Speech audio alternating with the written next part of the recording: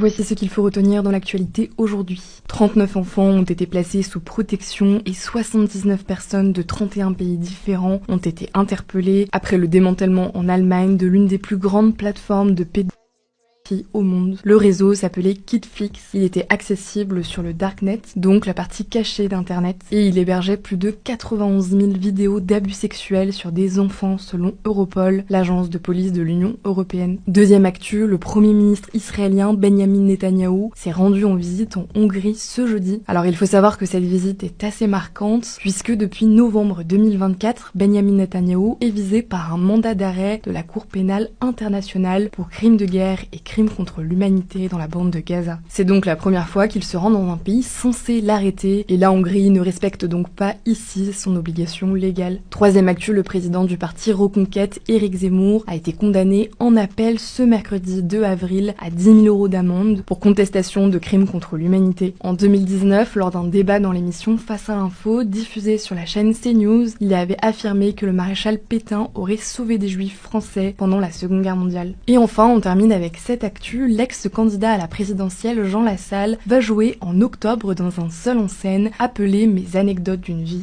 Avec 4 dates au théâtre de la Tour Eiffel, le show portera sur les souvenirs et l'histoire de vie de Jean Lassalle, mais ne parlera pas de l'enquête pour viol le visant classée sans suite en 2024. Pour plus d'infos, n'hésite pas à t'abonner à ce compte et à Hugo Décrypte sur Insta.